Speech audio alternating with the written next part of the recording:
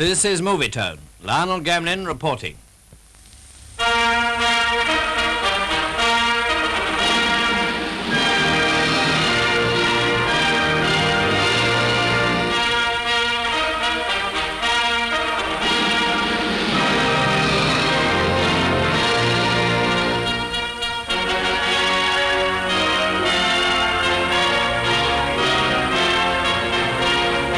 Here they are, some of the immense crowds on their way to Wembley Stadium to enjoy the pageantry, the music and the ceremony on the day of the opening of the Olympic Games.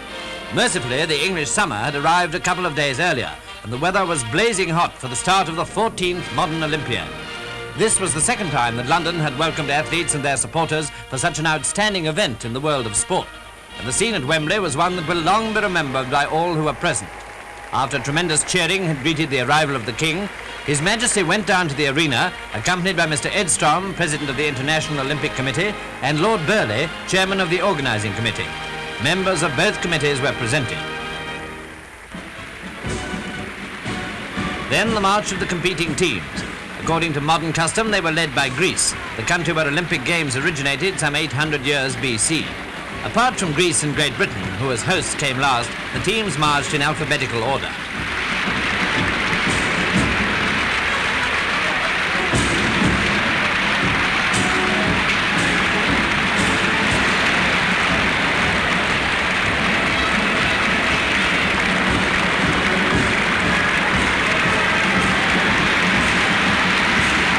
There was a great welcome for Czechoslovakia.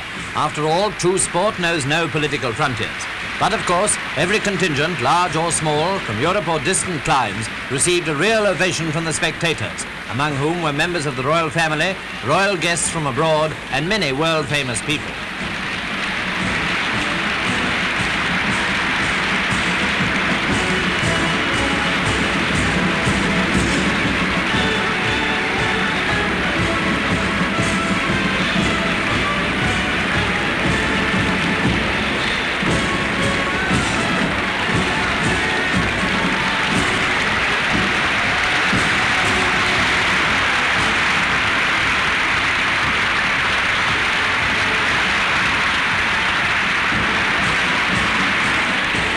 Great Britain, as I say, came last, adding a large quota to the impressive array of athletes who totaled 6,000.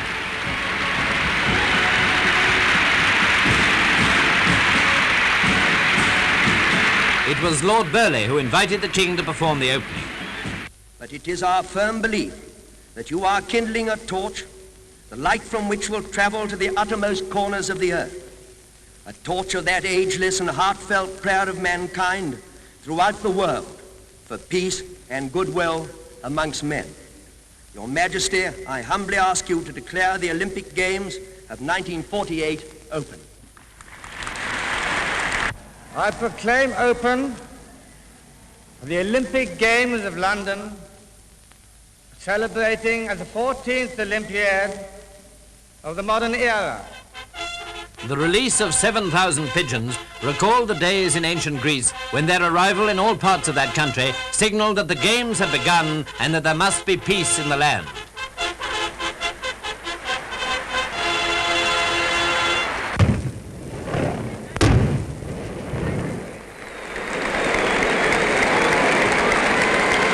The arrival of the Olympic torch was dramatically effective. The flame, which had been brought from Greece by a succession of runners, was now carried round the arena by the tall figure of John Mark at Cambridge Blue.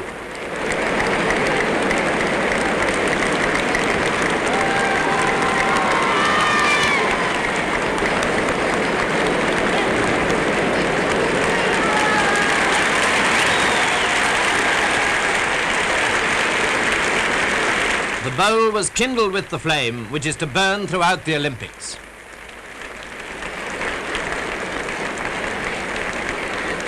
The choir and the mass bands of the Brigade of Guards were conducted by Sir Malcolm Sargent.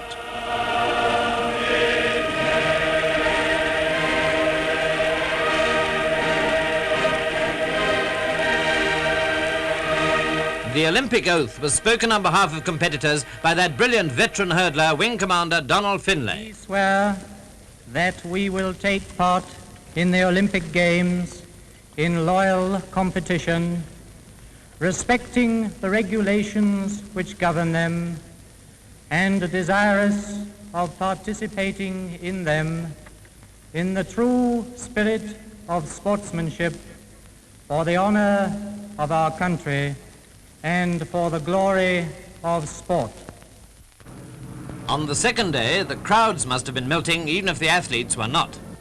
The women's discus throwing was the first final. Here's Pong Sik Pak from Korea. The world record for this event, by the way, is over 158 feet. The Olympic record, some 2 feet less. This is a Polish competitor in action.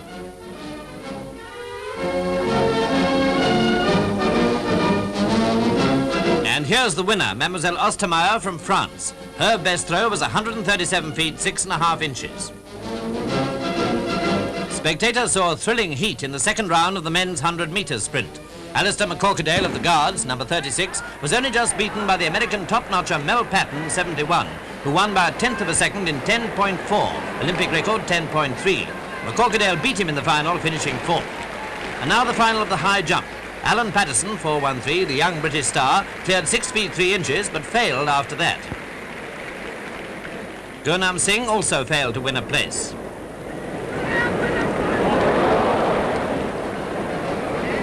The winner was Winter from Australia, who cleared 6 feet 6, 2 inches under the Olympic and 5 less than the world record.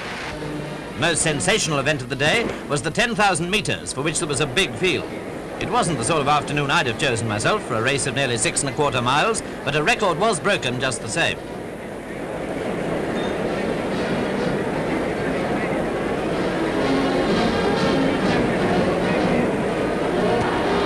"25 laps had to be run.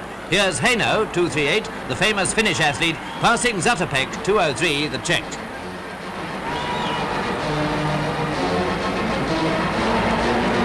Many people expected Haino to win, but after running close by his rival, he presently went off the track and gave up.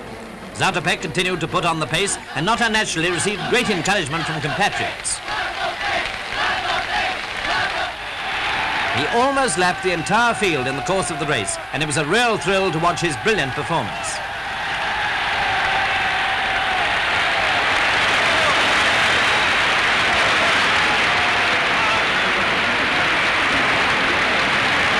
Finishing with a great burst of speed, Zatopek set the new Olympic time of 29 minutes 59.6 seconds against the previous record of 30 minutes 11.4 made at Los Angeles in 1932. A great achievement, especially when you remember what a scorching hot day it was.